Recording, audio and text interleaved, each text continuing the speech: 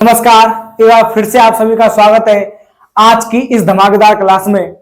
तो बच्चों, हमारा टॉपिक चल रहा है आनुवांशिकता और उस आनुवांशिकता में आज हम पढ़ने वाले हैं मेंडल के नियमों के बारे में। तो चलिए शुरू करते हैं आज की इस क्लास को।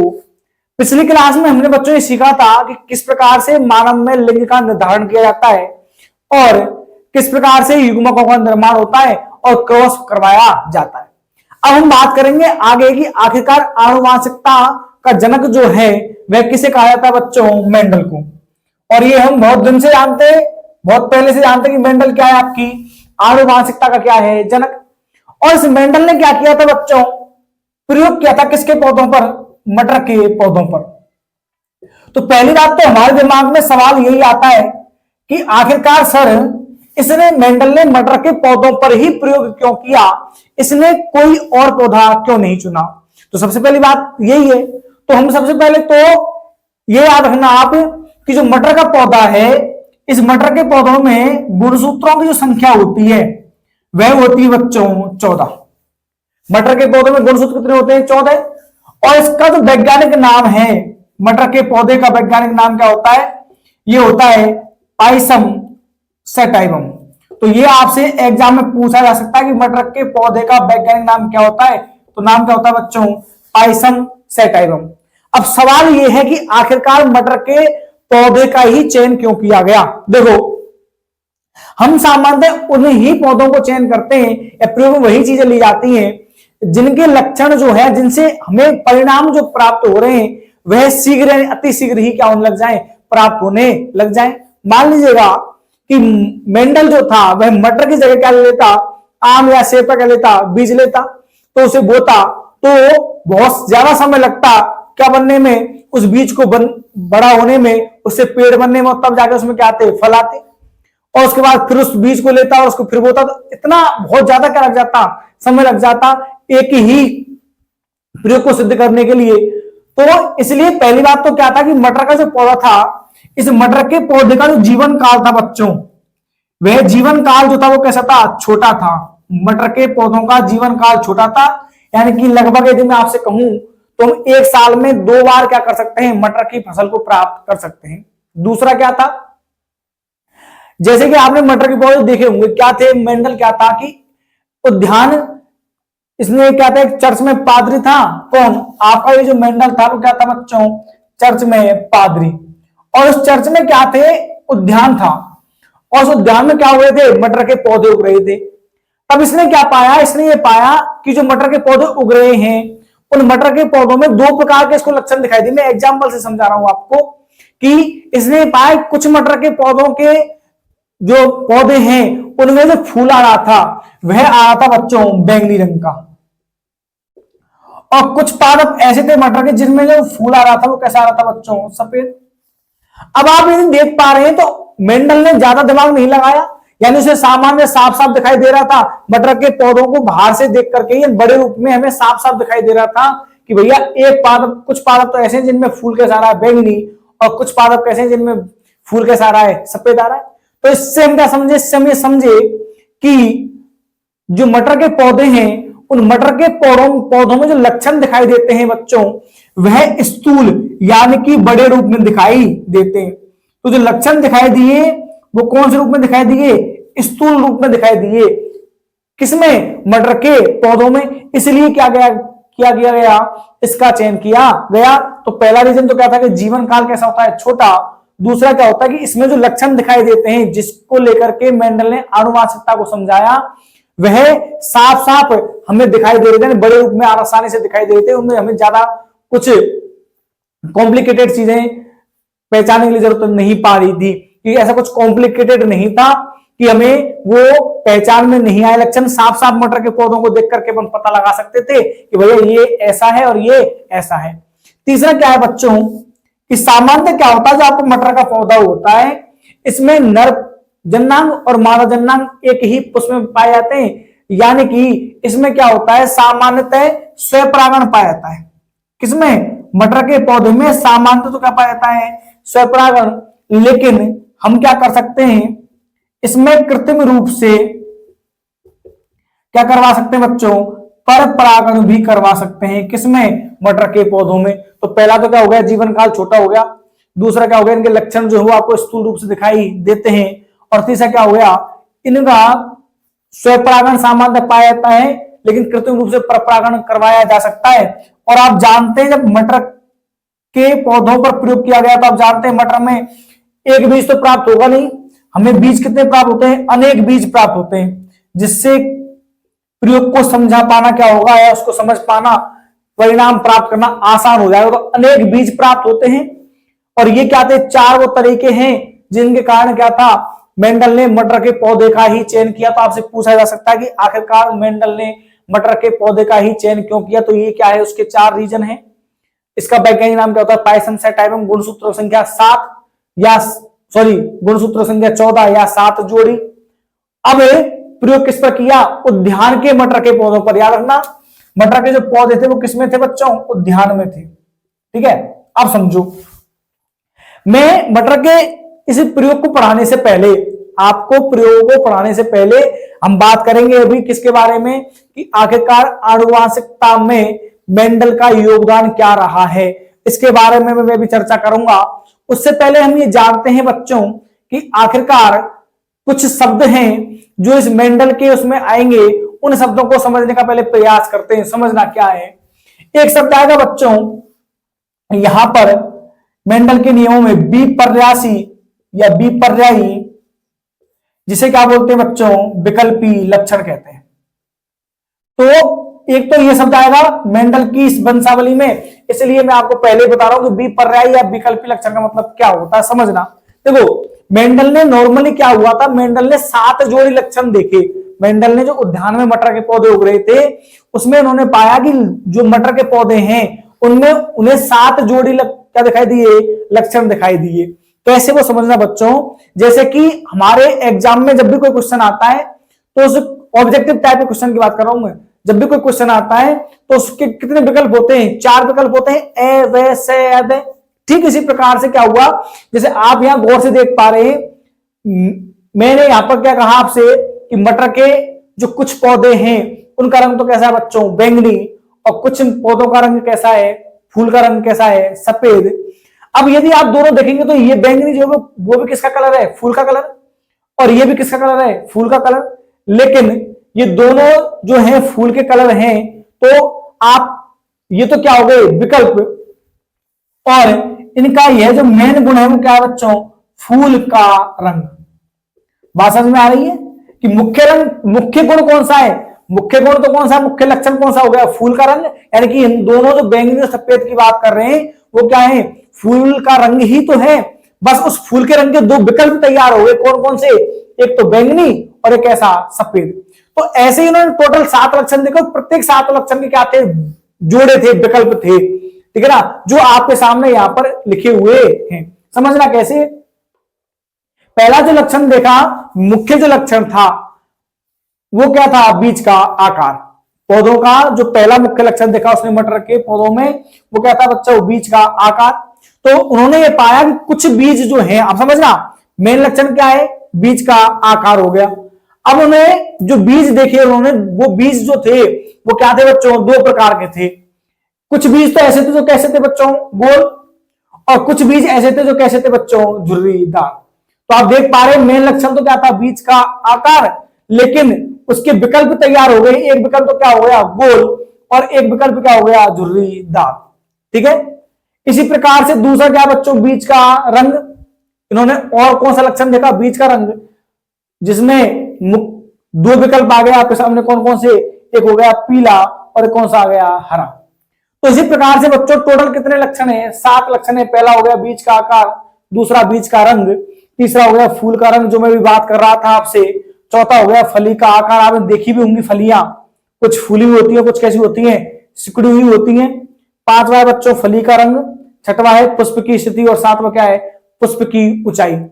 आपने देखा भी होगा, अपने आसपास भी आपने देखा होगा कि जैसे मान लीजिएगा हम सामान्यतः लोगों को देख करके ये कहते हैं कि भैया ये जो व्यक्ति वो क्या है, लंबा, और ये व्यक्ति क्या है बच्चों, बौना। तो हम जब उसके लंबे या बौनेपन की बात कर रहे हैं तो मुख्यतः हम किसकी बात कर रहे हैं, हम बात उसकी ऊंचाई की तो कर रहे हैं। और ऊंचाई के हमने कितने भाग बना दिए, 2, कि कुछ क्या है लंबे, कुछ क्या है बौने। तो ऐसे ही पुष्प की ऊंचाई, लंबा और बौना। तो ऐसे कितने लक्षण थे? 7 लक्षण थे। 7 जोड़ी लक्षणों का क्या किया इन्होंने? अध्ययन किया। किसने? मेंडल ने। और ये क्या थे? मटर के पौधे का चयन ही क्यों किया गया? गुणसूत्र कितने हैं? उसके वैज्ञानिक नाम क्या होता? अब बच्चों हम सबसे पहले तो ये बात कर लेते हैं कि आखिरकार सर हम जो पढ़ रहे हैं मेंडल के नियमों को, इनका हम जानते हैं मेंडल को आनुवांशिकता का जनक कहते हैं। तो आखिरकार आनुवांशिकता में मेंडल का योगदान क्या है, और इसके बाद हम पढ़ेंगे पहले मेंडल ने आखिरकार क्या प्रयोग किया। चलिए तो बात करते हैं हम अगली स्लाइड पर। हम बात करते हैं बच्चों मेंडल की वंशागति में योगदान की। देखो हम जानते हैं, मान लीजिएगा ये क्या है? पुरुष, और ये कौन है? फीमेल, यानी कौन? माता। और जब पुरुष का शुक्राणु माता के अंडाणु से मिलता है तो बच्चे का क्या होता है? जन्म युग्मनज बनता है, जाइगोट बनता है। और यह जाइगोट जो है वो आगे विकसित होकर के बच्चे में बदल जाता है। अब सवाल ये बच्चों, हमने ये तो पढ़ लिया कि माता और पिता, और जो माता है दोनों के ही गुण किसमें आते हैं? उसकी होने वाली संतान में आते हैं। जैसे मैंने कह दिया कि पिता कैसा है? लंबा, और माता कैसी है? बौनी, या कैसी है? नाटी है। तो उसके होने वाली जो संतान है वह कैसी होगी? या तो क्या होगी? लंबी होगी, या कैसी होगी बच्चों? बौनी होगी। इस लंबी होगी या संतान कैसी होगी? बौनी होगी। इस बात को बताने वाला वैज्ञानिक कौन था? मेंडल। तो मेंडल ने क्या बताया? मेंडल का वंशागति बस यही योगदान है। अब तक हम ये तो जान पाए हैं कि संतान जो है पिता का शुक्राणु माता के अंडाणु से मिलने पर क्या होता है? संतान की उत्पत्ति होती है। लेकिन यदि पिता कैसा है? लंबा, और माता कैसी है? बौनी, या क्या है? नाटी है, तो उसकी होने वाली संतान लंबी होगी या कैसी होगी? नाटी होगी। इस बात को बताने वाला वैज्ञानिक कौन था? यानी मेंडल के प्रयोगों के द्वारा यह बात क्या हो जाती है? सिद्ध हो जाती है। दूसरा क्या है बच्चों? आपने ये तो पढ़ लिया कि मेंडल का आखिरकार वंशागति में योगदान क्या है। अब हम बात करेंगे किसके बारे में? मेंडल ने आखिरकार क्या प्रयोग किया।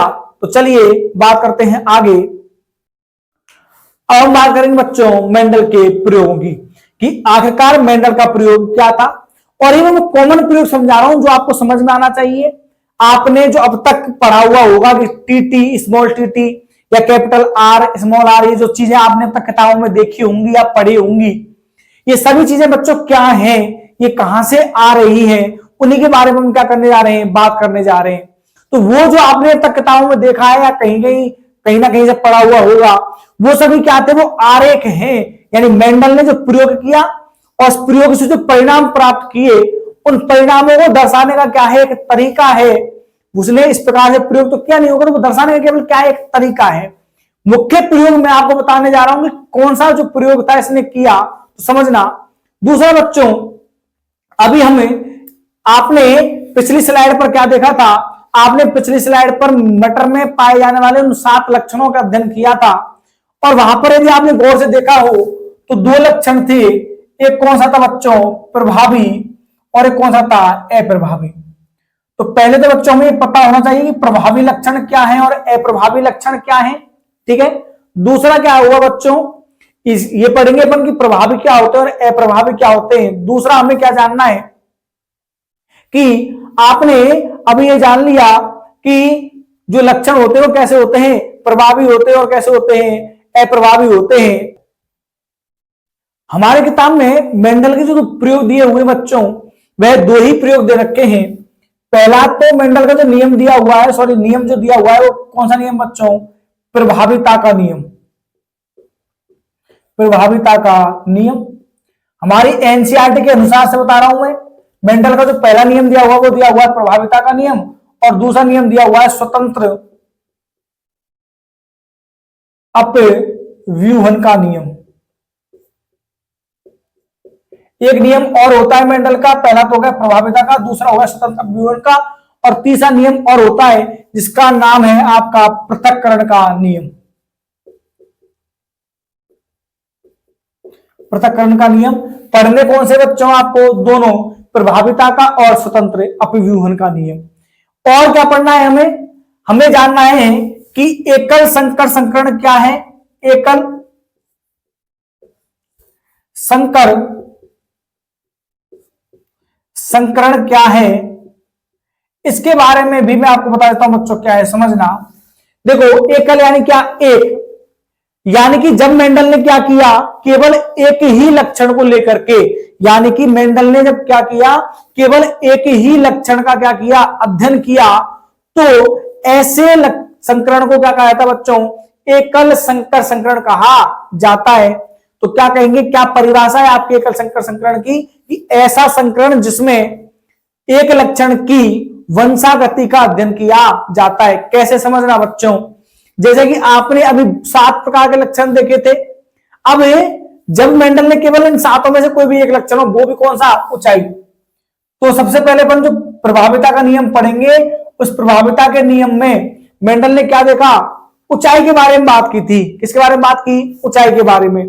तो जब मेंडल ने ऊंचाई के बारे में बात की बच्चों, तो ये केवल एक ही लक्षण है या नहीं है। आप कहोगे सर क्या और जो बचे कुछ लक्षण है वो गायब हो जाएंगे, गायब नहीं हुए, लेकिन मेंडल उनकी बात ही नहीं कर रहा। मेंडल ने केवल एक ही लक्षण का अध्ययन कर रहा है शुरुआत में। तो जब केवल एक ही लक्षण की वंशागति का अध्ययन करते हैं, तो ऐसे संकरण को क्या कहा जाता है बच्चों, एकल संकर संकरण कहा जाता है। तो याद रखना, ऐसा संकरण जिसमें एक ही प्रकार के लक्षण है, केवल एक ही लक्षण की वंशागति का अध्ययन किया जाता है, उसे हम क्या कहते हैं, एकल संकर संकरण कहते हैं। अब समझना प्रयोग क्या था बच्चों मेंडल का, क्या हुआ, इनके बारे में हम बात करेंगे। अभी प्रभावी लक्षण क्या होते हैं पहले समझ लीजिएगा, प्रयोग समझना। क्या लिया कि इन्होंने कुछ क्या लिए, लंबे पौधे लिए, और कैसे पौधे लिए, बौने पौधे लिए। ये तो कौन से पौधे हो गए बच्चों, लंबे, और ये कौन से पौधे हो गए, बौने। मैं आपको वो प्रयोग बता रहा हूं जो आपको पढ़ना है। जब आप ये सीख जाओगे ना प्रयोग क्या था, तो हम डायग्राम तो ऑटोमेटिक ही बना लेंगे। तो ये क्या था, इसमें प्रयोग क्या किया कि पहले इन्होंने क्या लिए, लंबे पौधे लिए, और क्या लिए, बौने पौधे। अब आप जानते हैं स्वपरागण और परपरागण क्या होता है। जब अलग अलग पौधे के नर और मादा जननांग के मध्य क्या करवाया जाता है, संकरण या निषेचन होता है। तो जब मेंडल ने क्या किया, इस लंबे पौधे के मटर का जो पौधा है, जो बोना मटर का क्या है पौधा, इनके दोनों बीजों के मध्य क्या करवाया, संकरण करवाया। और संकरण कैसे करवाया, यानी इन्होंने क्या करवाया, परागण। तो मेंडल ने पहला प्रयोग क्या किया था, कॉमन है ये सभी चीजों में चलेगा। पहले इन्होंने क्या लिए, लंबे पौधे लिए, और कौन से पौधे लिए, बौने। किसकी बात कर रहा हूं मैं, एकल संकर संकरण की। और जब इन दोनों के बीजों में क्या करवाया, परपरागण करवाया, और उससे प्राप्त हुए बीज को जब उन्होंने क्या किया, बोया, तो उन्होंने ये पाया कि सभी जो पौधे थे वो कैसे प्राप्त हुए बच्चों, लंबे प्राप्त हुए। कैसे प्राप्त हुए, लंबे। और चूंकि यह जनक है, और जनक के मध्य क्या करवाया, संकरण परपरागण करवाया, और परपरागण से पहली संतान पैदा हुई, इसलिए इस पीढ़ी को क्या कहा बच्चों, इस मेंडल ने क्या कह दिया, F1 पीढ़ी कह दिया, यानी फिनोटाइप पीढ़ी, फिनोटाइप जनरेशन F1 पीढ़ी नाम दे दिया। अब आप देख पा रहे हैं कि कौन क्या है। आप जानते हैं कि ऊंचाई जो है, ऊंचाई मेन लक्षण है, लंबा और बौना क्या है, ऊंचाई तो है मटर के पौधे की। लेकिन इनमें से केवल और केवल हमें पौधे जो प्राप्त हुए कौन सी पीढ़ी में बच्चों, इस F1 पीढ़ी में, वो कौन से प्राप्त हुए, लंबे। तो बस याद रखना मेरे प्यारे विद्यार्थियों, F1 पीढ़ी में जो गुण मेंडल को दिखाई दिया, उन गुणों को या उन लक्षणों को मेंडल ने क्या कहा बच्चों, प्रभावी। और जो दिखाई नहीं दिया उन्हें क्या कहा, अप्रभावी कहा। तो आप देख पा रहे हैं यहां पर मेन लक्षण कौन सा है, ऊंचाई। उसके विकल्प कितने हैं, 2, लंबा और बौना। तो लंबा यहां शो हो रहा है, इसलिए लंबा क्या हो गया आपका प्रभावी लक्षण, और बौना शो नहीं हो रहा है, इसलिए कैसा हो गया बच्चों, अप्रभावी लक्षण। तो इसी प्रकार से आपने जो पिछली स्लाइड पर शायद जोड़ी लक्षणों का क्या देखी थी, सारणी देखी थी, टेबल देखी थी, उसमें आपने ऊपर की ओर प्रभावी और अप्रभावी लिखा देखा था। अब आप समझ गए होंगे प्रभावी और अप्रभावी कहां से आए। प्रभावी का मतलब जब मेंडल ने प्रयोग करवाया, और प्रयोग करवाने पर जिसने जो F1 पीढ़ी प्राप्त हुई, उस F1 पीढ़ी में इसने पाया जो गुण दिखाई दे रहा था, जो लक्षण दिखाई दे रहा था, उसको इन्होंने कहा प्रभावी। जो दिखाई नहीं दिया उसे क्या कहा उसने, अप्रभावी। ठीक है बच्चों, तो ये पहला प्रयोग था, परपरागण करवा दिया, F1 पीढ़ी प्राप्त करी, लंबे पौधे प्राप्त हुए।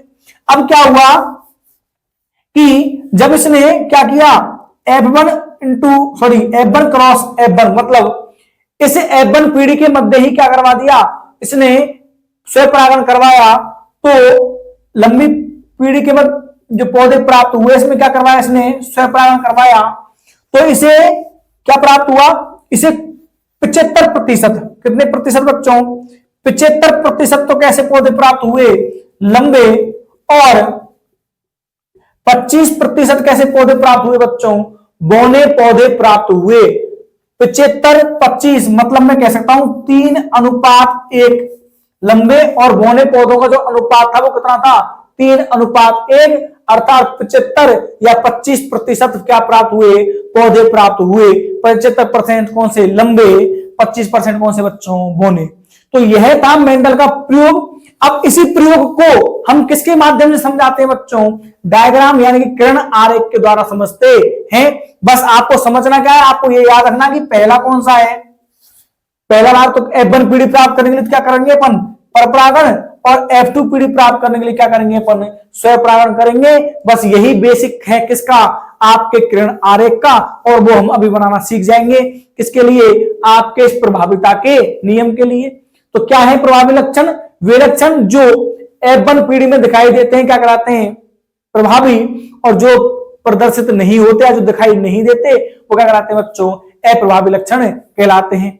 अब हम देखेंगे, इस बात को भी हम सिद्ध करेंगे।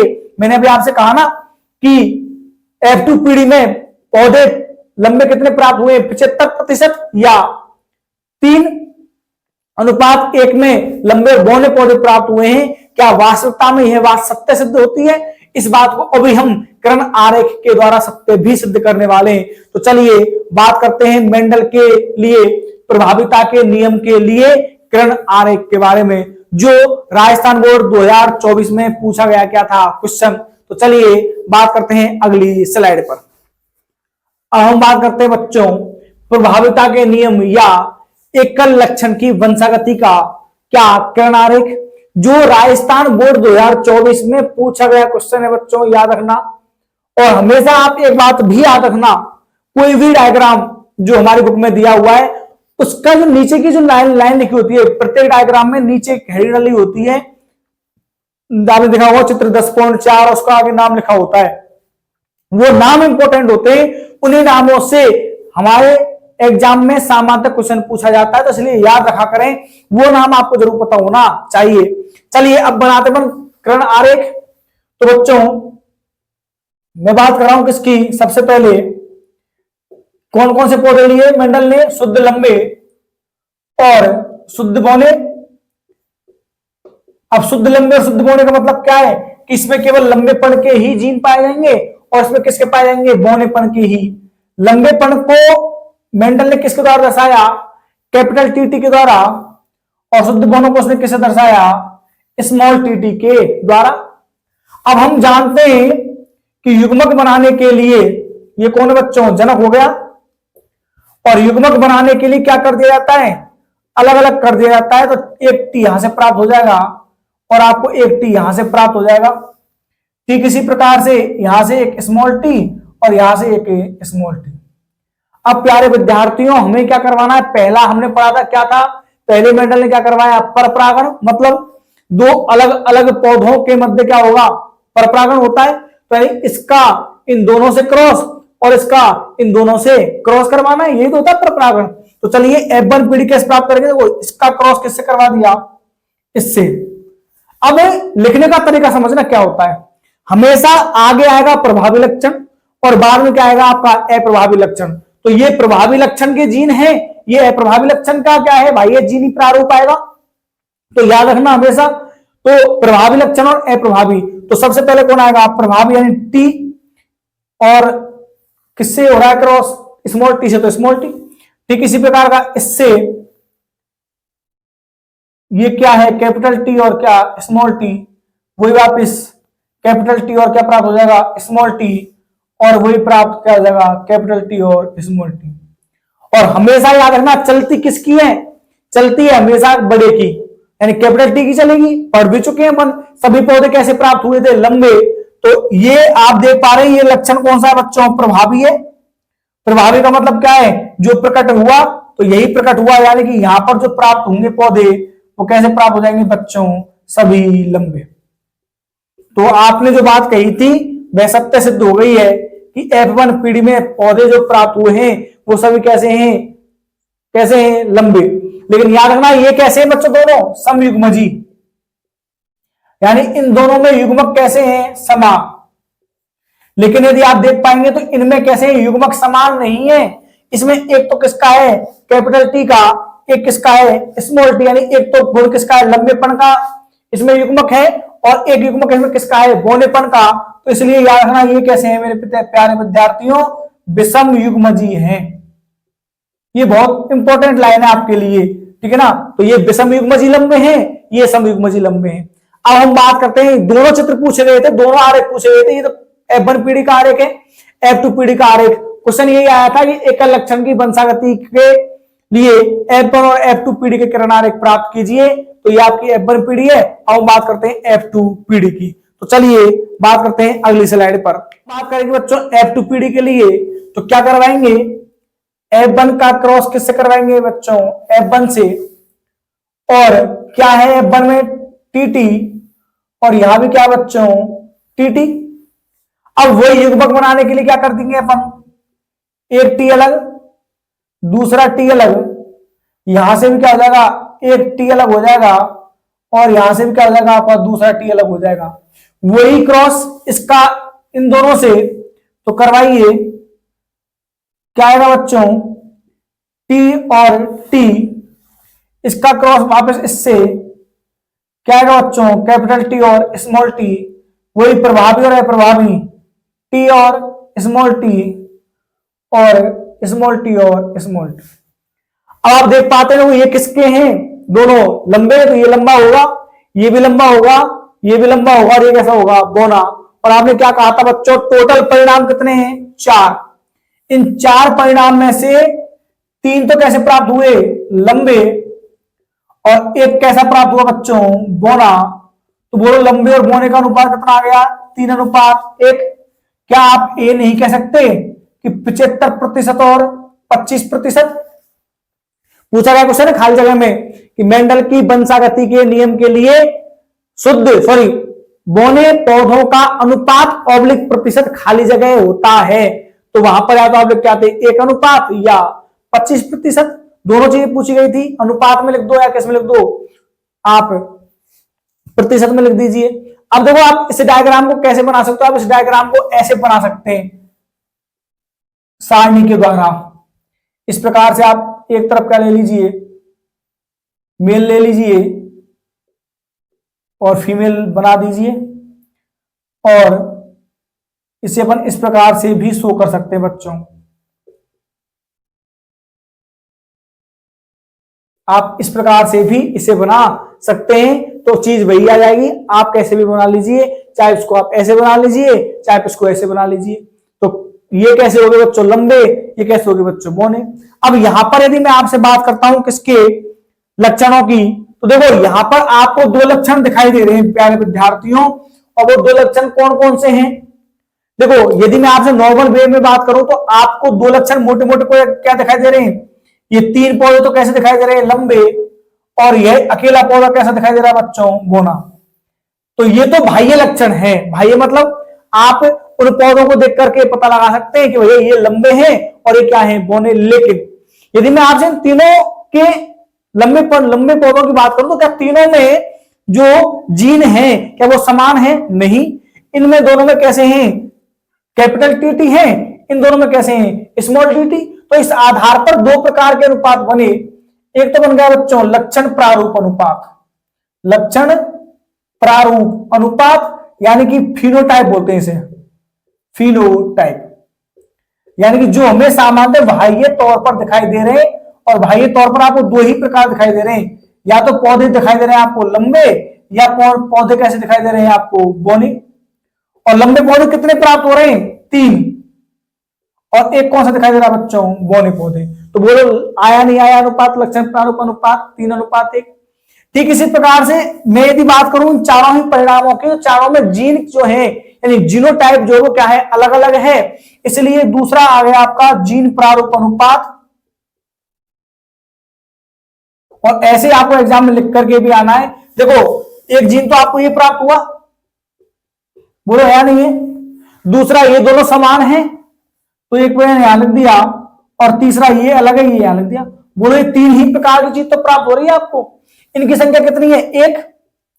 ये कितने हैं? दो। और ये कितने हैं? एक। तो ये आपसे पूछे जा सकते हैं एग्जाम में, छोटे क्वेश्चन, मात्र 4 या 5 नंबर का चैप्टर है हमारा ये राजस्थान बोर्ड में। तो इसलिए ये चीजें बहुत इंपॉर्टेंट है आपके लिए। तो लक्षण प्रारूप अनुपात 3:1 आ गया, जीन प्रारूप अनुपात कितना आ गया? 1:2:1 लिख के आना पड़ेगा। ऊपर क्या है? T T capital T small T. और ये तो यहां पर बच्चों यह आपका होता है मेंडल का प्रथम नियम पूरा। अगली वीडियो में हम बात करेंगे मेंडल के द्वितीय नियम यानी कि स्वतंत्र अपविभजन के नियम के बारे में, और उसके बाद हमारा ये चैप्टर भी क्या हो जाएगा? समाप्त हो जाएगा। तो मिलते हैं अगली क्लास में। इसी प्रकार से हंसते रहिए, मुस्कुराते रहिए, पढ़ते रहिए। नमस्कार, जय हिंद।